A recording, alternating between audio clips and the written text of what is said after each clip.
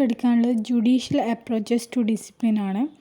In order to ensure security of job, the government has assured a measure of protection to industrial workers from apprehended misuse of managerial power of air and fire. Industrial Employment Standing Order Act 1946 defined the condition of recruitment, discharge, disciplinary action, holiday, leave, etc. അതായത് judicial approach to discipline കേസസിൽ നമുക്ക് കുറച്ച് act പ്രകാരം കുറച്ച് approaches consider ചെയ്യുന്നുണ്ട്. അതായത് security job base ചെയ്തിട്ട് government assured പ്രകാരം കുറച്ച് ഇൻഡസ്ട്രിയൽ വർക്ക് പ്രൊട്ടക്റ്റ് ചെയ്യാൻ വേണ്ടിയിട്ട് കുറച്ച് ആക്റ്റുകൾ വരുന്നുണ്ട്.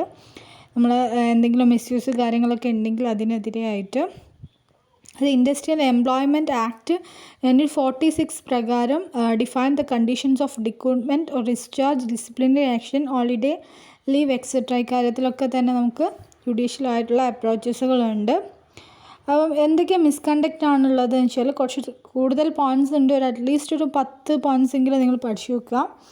Willful insubordinate or disobedience, theft and fraud or dishonesty in connection with the employee's business, refusal to accept any order or notice, charge sheet, communicate in writing, willful damage to work in progress properly of the employer, non-observations of safety precautions or rules, taking or giving bribe or any other from illegal gratification, late attendance and absence without leave on more than occasion within a month, habitual absence without permission for more than 10 consecutive days or overstaying the sanctioned leave, absenting without express permission, smoking or spitting in prohibited areas, sleeping while on duty.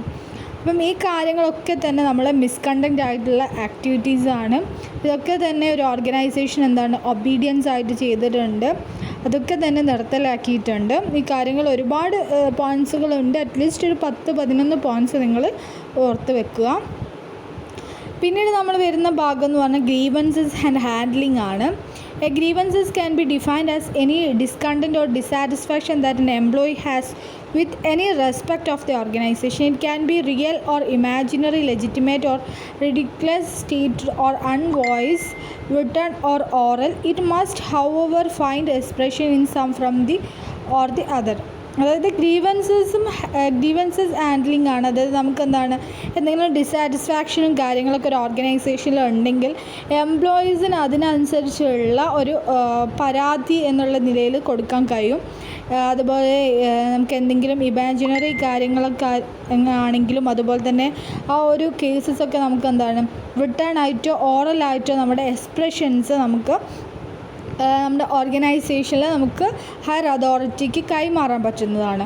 Beach defines a grievances any dissatisfaction or feeling of injustice in connection with one's employment situation that is brought to the notice of the management. അതായത് നമുക്ക് എന്തെങ്കിലും ഗ്രീവൻസസിൽ ഡിസാറ്റിസ്ഫാക്ഷനോ കാര്യങ്ങളോ ഉണ്ടെങ്കിൽ, എംപ്ലോയ്മെൻറ്റിന് എന്തെങ്കിലും സിറ്റുവേഷൻസോ കാര്യങ്ങളൊക്കെ ഉണ്ടെങ്കിൽ അതൊരു notice base ചെയ്തിട്ട് നമുക്ക് മാനേജ്മെൻറ്റിന് അയക്കാൻ പറ്റുന്നതാണ്. അതുപോലെ തന്നെ grievances is a problem submitted by an employee or by a few employee of different types. It may be considering a situation or may like to affect the terms and conditions of employment of one worker or few workers. അതായത് ഒരുപാട് എംപ്ലോയീസിന് അവരുടെ problem base ചെയ്തിട്ടുള്ള different types ആയിട്ടുള്ള few എംപ്ലോയീസിന് ഒരുപാട് പ്രോബ്ലംസും കാര്യങ്ങളൊക്കെ ഉണ്ടാവും. അതൊക്കെ അവരുടെ സിറ്റുവേഷൻസും കാര്യങ്ങളൊക്കെ കൺസിഡർ ചെയ്തുകൊണ്ട് ഒരു വർക്കറിനാണെങ്കിലും അല്ലെങ്കിൽ ഫ്യൂ വർക്കേഴ്സിനാണെങ്കിലും ഒക്കെ തന്നെ അവരുടെ ഗ്രീവൻസസ് അവർക്ക് പ്രൊവൈഡ് ചെയ്യാൻ പറ്റുന്നതാണ്. ഇനി ടൈപ്സ് ഓഫ് ഗ്രീവൻസസ് ആണ്. ടൈപ്സ് ഓഫ് ഗ്രീവൻസസ് വരുന്നത് 3 ടൈപ്സ് ആണ് വരുന്നത്. ഒന്ന് legitimate grievances and imagined grievance, political grievance. ഇതെന്താണ് എന്നുള്ളത് ഡീറ്റെയിൽ ആയിട്ട് നമുക്ക് നെക്സ്റ്റ് ക്ലാസ്സിൽ നോക്കാം. Okay, thank you.